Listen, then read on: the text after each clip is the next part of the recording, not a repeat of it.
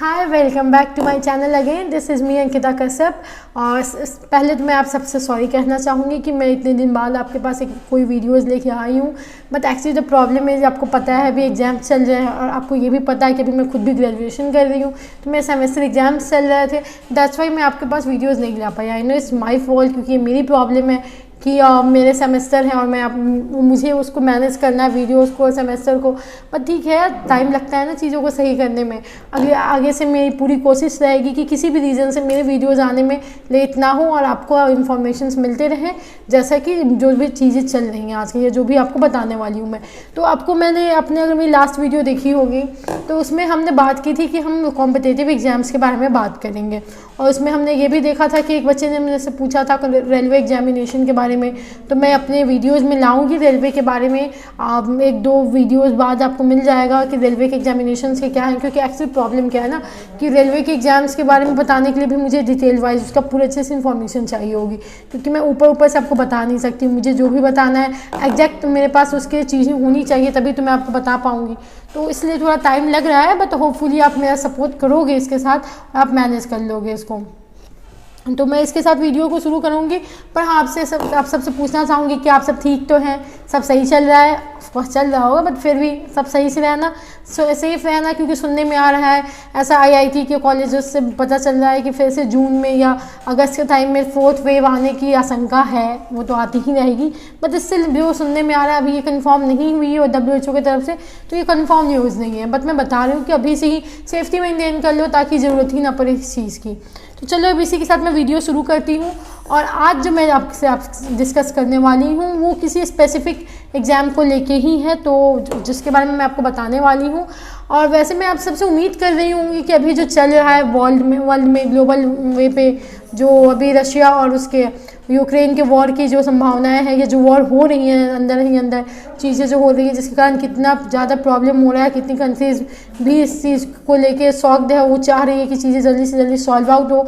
तो आप सबके पास इसकी पूरी नॉलेज होगी, और अगर नहीं होगी तो आप मुझे बता सकते हैं। मैं कोशिश करूँगी कि अपने वीडियोज़ में उसको भी थोड़ा मोड़ा कवर कर दूँ, अगर आप चाहें तो। वैसे इसके रिलेटेड बहुत वीडियोज़ हैं, पहले से अवेलेबल हैं, और इससे रिलेटेड न्यूज़ भी बहुत है। तो जो लोग प्लीज़ न्यूज़ अपडेट नहीं है, मैं उनसे रिक्वेस्ट करूँगी कि आप न्यूज़ में अपडेट रहा कीजिए, ताकि ग्लोबल वे पे क्या चल रहा है, इंडिया में क्या चल रहा है, या इंडिया का क्या स्टैंड है इन वॉर पे, वो आपको पता होना चाहिए। क्योंकि एज अ सिटीजन आपको पता होना चाहिए कि आपकी गवर्नमेंट कब कौन सा कदम उठाने वाली है, या कौन सा कदम उठा रही है, या एज अ आप पॉपुलेशन के एक पार्ट हो, आप ह्यूमन बीइंग हो, तो आपको अवेयर होना चाहिए कि वर्ल्ड में क्या चल रहा है। क्योंकि अक्सर क्या होता है ना, बाहर क्या चल रहा होता है हम उस पर ध्यान नहीं देते हैं अपनी बिजी लाइफ में।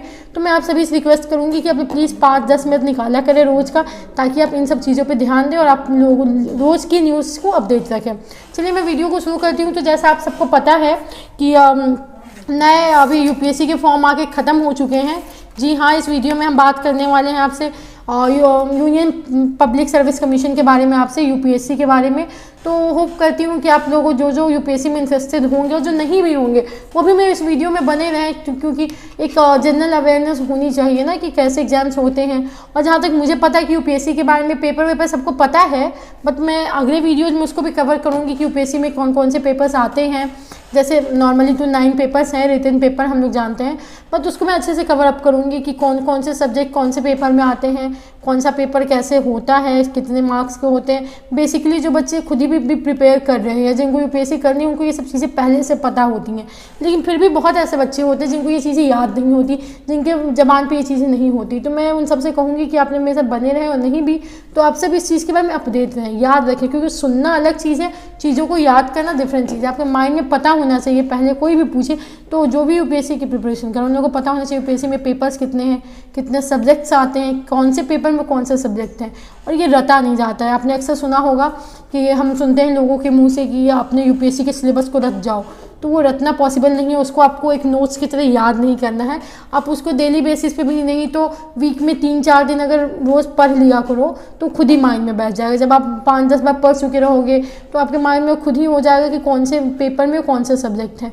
क्योंकि जब मैंने भी याद किया था, मतलब जब मेरे भी माइंड में बैठा, तो मैंने कभी रटा नहीं है उसको। हाँ, बस जब भी मुझे मन नहीं लगता था, जब फ्री रहो या कुछ नहीं है करने को, तो एक बार यूपीएससी के सिलेबस को पढ़ लो, क्या रहा है। तो आज हम बात करेंगे कि यूपीएससी के पेपर के बारे में, तो हमने बात करेंगे अपने आने वाले वीडियोज़ में।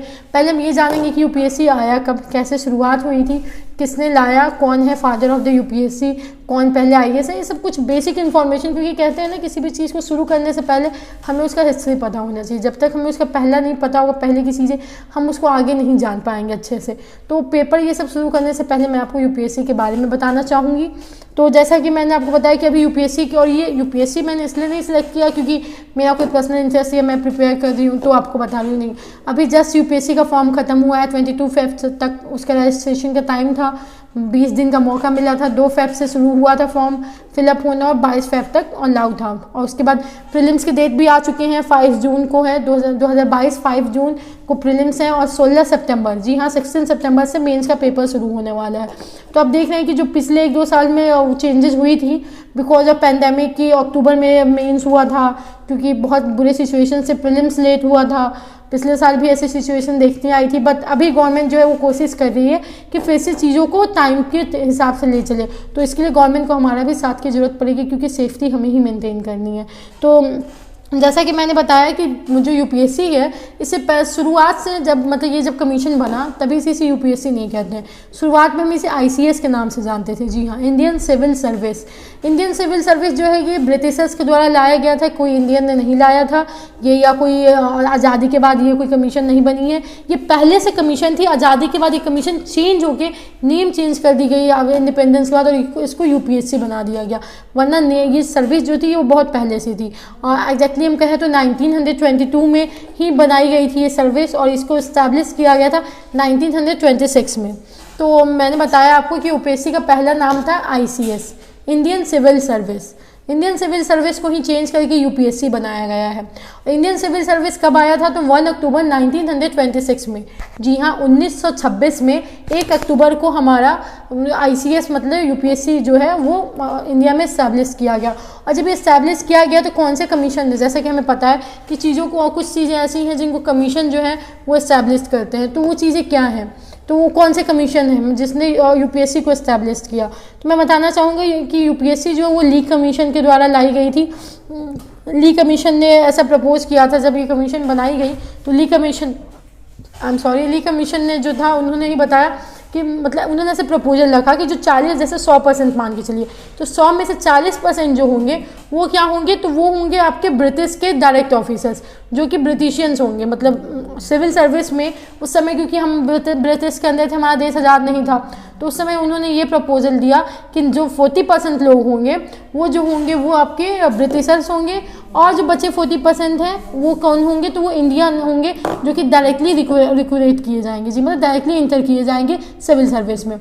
अब बचे 20%, क्योंकि 40% तो ब्रिटिशर्स हो गए, 40% इंडियन्स हो गए जो कि डायरेक्टली लिए जा रहे हैं एज ऑफिसर्स। बचे 20% जो हैं वो प्रोविजनल सर्विसेज के जो ऑफिसर्स थे, मतलब जो हर एक स्टेट के जो ऑफिसर्स थे जो कुछ हाई पोस्ट पे होंगे, उनको 20% उन ऑफिसर्स में से सिलेक्ट करके, कुछ चीज़ों को देख के उनमें से सिलेक्शन लेके 20% उनको डाले गए। मतलब हम ये कह सकते हैं कि प्रोविजनल सर्विस मतलब जगह जगह के ऑफिसर्स जो पहले, क्योंकि पहले आईसीएस वहाँ पे ये इंट्रोड्यूस नहीं किया गया था, तो वहाँ पे तो पहले कोई आईएएस ऑफिसर्स या आईपीएस नहीं थे, पर जब आईसीएस इंट्रोड्यूस किया गया तो 40% को तो डायरेक्टली बहाल किया गया, 40% ब्रिटिशर्स आए और जो 20% थे उन लोग को लिया गया जो कि पहले से सर्विस में काम कर रहे हैं, जिनको सर्विस के बारे में इंफॉर्मेशन है। ठीक है, अब हम बात करेंगे कि ये अगर हमारे जैसे हर चीज़ का है, पॉलिटिकल साइंस है, उसके फादर हैं अरिस्टोटल, बायोलॉजी के भी फादर वही हैं अरिस्टोटल, तो हर चीज़ के कोई ना कोई फादर होते हैं। तो अगर यूपीएससी की बात करें तो यूपीएससी के फादर ऑफ द यूपीएससी हम किसे कहते हैं? तो फादर ऑफ द यूपीएससी हम कहते हैं आपको चार्ल्स कॉर्नवेलिस को, जी हाँ चार्ल्स कॉर्नवेलिस को हम फादर ऑफ द यूपीएससी कहते हैं। और इन्होंने यूपीएससी को 2 डिवीजन में बांटा। पहला डिवीजन था कन्वेंटेड, दूसरा डिवीजन था अनकन्वेंटेड। अब आप सोच रहे होंगे ये कन्वेंटेड क्या है और ये अनकन्वेंटेड क्या है, तो मैं आपको क्लियर करूंगी। कन्वेंटेड वो ऑफिसर्स होते थे जो कि ब्रिटिशर्स होते थे, जो मतलब ब्रिटिशर्स होते थे, उनको उन्होंने कन्वेंटेड सर्विस में रखा। और अनकन्वेंटेड वो होते थे जो इंडियन ऑफिसर्स होते थे। तो उनमें भी क्या होता था ना कि जो ब्रिटिशर्स होते थे वो लोग जो थे उन लोगों को हाई पोस्ट पर रखा जाता था, क्योंकि ऐसा उनका मानना था कि उनके पास ज़्यादा अच्छा नॉलेज है सर्विस का, तो उनको अभी हाई पोस्ट पर रखी जाए। और जो इंडियंस होते थे उनको थोड़ा लो पोस्ट दिया जाता था और उस पोस्ट को हम कहते थे अनकन्वेंटेड। अनकवेंटेड। जी हाँ, तो अभी मैंने आपको बताया कि ये किसके द्वारा डिस्ट्रीब्यूट किया गया था, तो father of the UPSC Charles Cornwallis के द्वारा। तो ये तो हुई बेसिक की इन्फॉर्मेशन जो मुझे आपको बताना था। और एक और चीज़, जो यूपीएससी है वो बस यूपीएससी की एग्जाम कंडक्ट नहीं कराता, आईएएस के एग्जाम्स नहीं कंडक्ट कराता। मैंने अपने एक और पिछले वीडियो में भी आपको बताया था कि यूपीएससी बहुत सारे एग्जाम्स कंडक्ट कराता है, जिसमें कुछ पॉपुलर एग्जाम्स है, सीडीएस के एग्जाम हो गए, आपके पीसीएस के एग्जाम्स हो गए, ये सारे एग्जाम्स जो हैं वो आपको यूपीएससी ही कंडक्ट कराता है। तो लेकिन अभी फ़िलहाल हम जिस एग्ज़ाम की बात करें वो सीएससी है, ठीक है। तो सीएससी में हम किस चीज़ की बात करें, आईपीएस, आईएएस, इन सब के जो ऑफिस ये होते हैं, एग्जाम्स होते हैं, हम उसकी बात कर रहे हैं। तो सीएससी सेंट्रल सर्विस एग्जामिनेशन की मैं आपसे बात कर रही हूँ। तो सीएससी जो है वो यूपीएससी ही कंडक्ट कराता है, जिसके द्वारा आईएएस, आईपीएस, आईएफएस और भी बहुत सारे ऑफिसर्स जो होते हैं वो चूज़ किए जाते हैं। अगर हम पोस्ट की बात करें कि सीट्स कितनी खाली होती हैं, तो ओवरऑल जो सीट्स है वो रिक्वायरमेंट के हिसाब से 1000 सीट्स ओवरऑल आती हैं। कभी कभी 786 आती है, कभी 800 आती है, डिपेंड करता है। बट अराउंड अगर हम ले आपसे एवरेज सीट, ठीक है, अप्रॉक्स में बताना, तो 1000 सीट्स जो होते हैं वो हर साल जो है भर्ती की जाती है यूपीएससी के द्वारा सीएससी एग्जामिनेशन लेके। सीएससी के अंदर हमारे 9 पेपर्स होते हैं, जो कि मैंने आपको बताया ही, जिसमें हम प्रीलिम्स होता है, प्रीलिम्स के बाद मेंस होता है, मेंस में क्वालिफाइंग पेपर होता है। जैसे प्रीलिम्स क्वालिफाइंग है वैसे ही क्वालिफाइंग हम मेंस में भी देते हैं स्टार्टिंग में, जो कि लैंग्वेज की पेपर होती है। फिर हमारा जीएस शुरू होता है, जिसमें जीएस 4 जीएस होते हैं। जीएस 1 में 2 पेपर होता है, पहला पेपर एसे का, दूसरा पेपर जो होता है हिस्ट्री का, ज्योग्राफी का और क्या कहते हैं सोसाइटी का। पेपर 2 की बात करें तो पॉलिटी, गवर्नेंस, इन सब चीज़ों का, इंटरनेशनल रिलेशंस, इनके बारे में है। पेपर 3 की हम बात करें तो उसमें economics, environment, science and technology, disaster management, ये सब आता है। पेपर 4 की बात करें तो उसमें एथिक्स एंड एप्टीट्यूड आता है। तो ये तो मैं आपको ओवरऑल बता रही हूँ, इसको मैं अच्छे से आपको क्लियर करूँगी, अच्छे से आपको एक्सप्लेन करूँगी कि कौन से पेपर में कितने सब्जेक्ट्स आते हैं, उन सब्जेक्ट्स के अंदर कितने टॉपिक्स हैं जो कि यूपीएससी कमीशन ने खुद से बताई है, और उस टॉपिक के अंदर और कितने टॉपिक्स हैं। क्योंकि हम नॉर्मली देखते हैं कि वहाँ लिख दिया है फिजिकल एंड वर्ल्ड ज्योग्राफी। अब फिजिकल और वर्ल्ड ज्योग्राफी के अंदर कौन कौन से मेन टॉपिक्स होते हैं वो भी हम आपसे डिस्कस करेंगे अपने अगले वीडियोज़ जो आते रहेंगे, जैसे सीरीज़ वाइज आएगी उसमें हम आपसे डिस्कस करेंगे। तो उसके लिए आपको पहले क्या करना होगा, मेरे चैनल को सब्सक्राइब करना होगा, मेरे चैनल को शेयर करना होगा। तो चलिए अब इसके साथ मैं और आगे बढ़ती हूँ और आपको बताती हूँ यहाँ के जो, जैसे कि मैंने आपको बताया कि यूपीएससी जो है एक कमीशन है, तो कमीशन में मेंबर्स होते हैं। तो कितने मेंबर्स होते हैं, कितने मेंबर्स हैं यूपीएससी कमीशन में, तो चेयरमैन को मिला, चेयरमैन और साथ में 10 और मेंबर, मतलब टोटल 11 मेंबर हम कह सकते हैं। अप्रॉक्स होते हैं, वैसे कम भी हो सकते हैं, बट ऐसे अप्रॉक्स मैं आपको बता रही हूँ जो फैक्ट, मतलब जैसा डिटेल दिया गया है यूपीएससी के बारे में, कि उसमें 10 मेंबर्स होते हैं और एक चेयरमैन होता है, जो कि यूपीएससी कमीशन के अंदर होते हैं और जो कि डिसीजंस लेते हैं। और जैसा कि मैंने आपसे बात किया, 7-8 कम से कम कमिटीज़ होती हैं जो कि इंटरव्यूज़ लेती हैं, अलग अलग बोर्ड्स होते हैं जो कि। और मैं आपसे बात करूँगी पहले फीमेल आईएएस ऑफिसर कौन थी। तो चलिए, हमेशा पहले फीमेल की बात होती है, तो इस बार मैं पहले मेल की बात कर लेती हूँ आपसे। जो पहले मेल आईएएस ऑफिसर थे उनका नाम था, पहले मेल सत्येंद्र टैगोर। जी हाँ, सत्येंद्र नाथ टैगोर जो थे वो पहले आईएएस ऑफिसर्स थे मेल में। लड़कों में मैं बात कर रही हूँ कि पहले आईएएस ऑफिसर थे। एक्चुअली हुआ क्या था, 1862 में वो भारत से इंग्लैंड गए पढ़ाई करने के लिए। जी हाँ, भारत से इंग्लैंड में पढ़ाई करने के 1863 में उनको आईसीएस ऑफिसर के रूप में चूज़ किया गया। वहाँ पे एग्जामिनेशन पढ़ाई के टाइम पे 1864 में वो वापस भारत आए और वो ब्रिटिशर्स के साथ काम कर रहे थे। फिर जब वो आईएएस की पोस्ट मिली तो उनको वो पहले आईएएस, मेल आईएएस का नाम से उनको जाना जाता है। अगर हम पहले फीमेल आईएएस की बात करते हैं तो उनका नाम है अन्ना राजमा। जी हाँ, अन्ना रजाम मल्होत्रा। जी हाँ, अन्ना रजाम मल्होत्रा जो थी वो पहली फीमेल आईएएस ऑफिसर थी। और वो कब बनी थी, तो वो बनी थी 1927 में 17 जुलाई को। जी हाँ, 17 जुलाई 1927 में वो बनी थी और 17 सितंबर और 2018 तक शायद वो वहाँ पे पोस्ट की एज अ ऑफिसर थी। तो हम ये हुई हमारी पहली फीमेल आईएएस ऑफिसर के बारे में बात हो गई। अब हम बात करेंगे कि हर साल कितने आईएएस ऑफिसर्स जो हैं वो सेलेक्ट किए जाते हैं यूपीएससी कमीशन द्वारा। जी हाँ, यूपीएससी कमीशन जो है, यूपीएससी जो है वो कितने सारे आईएएस ऑफिसर्स को सिलेक्ट करता है वो भी मैं आपको बताऊंगी। तो वो अप्रॉक्स 180 होते हैं। जी हाँ, जैसे कि आपको पता है 1000 सीट्स हैं, उसमें से 180 ऑफिसर्स ही जो होते हैं वो इंडियन एडमिनिस्ट्रेटिव सर्विस में जाते हैं, मतलब आईएएस बनते हैं। जी हाँ, आईएएस इंडियन एडमिनिस्ट्रेटिव सर्विस में बस 180 ही जाते हैं 1000 में से। जी हाँ, बहुत कम नंबर है, आई नो, बट क्या करें, उसके अंदर इतने 24 सर्विसेज होती हैं टोटल। अगर हम बात करें कि यूपीएससी सीएससी जो एग्ज़ाम होता है उसके अंदर टोटल 24 सर्विसेज होती हैं। अगर हम टोटल की बात करें अप्रॉक्स वाली, तो 24 सर्विसेज है, उसमें से जो आईएएस है सबसे ऊंची सर्विस मानी जाती है। तो उसमें बस 180 सीट्स ही होते हैं जो कि अब हमें भरे जाते हैं। अगर हम आईपीएस की बात करते हैं तो पहले आईपीएस जो है महिला में, क्योंकि आईएएस में हमने पहले पुरुष की बात की थी, तो इसमें महिला की बात करते हैं। पहली महिला आईपीएस ऑफिसर जो है वो सबको ही जानता है उनको, किरण बेदी। जी हाँ, जिन्होंने जेल के मामलों में भी बहुत सारी चीज़ें, जेल में जो लोग होते हैं उनके लिए बहुत सारे रिफॉर्म्स लाए थे, तो वो डिफरेंट चीज़ें। बट वो मैं जो बताना चाहूँ ये है कि पहली जो फीमेल आईपीएस ऑफिसर थी उनका नाम था किरण बेदी, जो कि सबको ही उनको जानते हैं, हर एक बच्चा जानता है। अगर हम पहले मेल आईपीएस की बात करें तो उनका नाम था ईपी जोशी। जी हाँ, पहले मेल आईपीएस का नाम था ईपी जोशी। पहले मेल आईएएस का नाम था सत्येंद्र नाथ टैगोर, और पहली फीमेल आईएएस का नाम था अन्ना रजाम मल्होत्रा, और पहली फीमेल आईपीएस का नाम था किरण बेदी। आगे हम बढ़ते हैं कि बहुत लिमिटेड वैकेंसीज आती हैं, जैसा कि मैंने बताया 1000 तक की वैकेंसीज आती हैं बस इसमें, जिसमें तो 1000 वैकेंसी में ही 24 जी हाँ 24 सर्विसेज होते हैं जो पूरी भरनी पड़ती है उसे 1000 में से लेके। अब इसका मतलब ये नहीं है कि हर साल 1000 आते हैं, जैसे पिछले साल आई थिंक 800 या 786 समथिंग आए थे, पोस्ट आए थे, तो ऐसे अप्रॉक्स 800-900 तक ही जाती है। 1000 अब कम ही होता है, अब तो 1000 से कम ही सीट्स आ रहे हैं, जैसा मैंने 2-3 साल का देखा है अभी तक में, बट मे भी आगे आए सीट्स तो ज़्यादा सही होगा।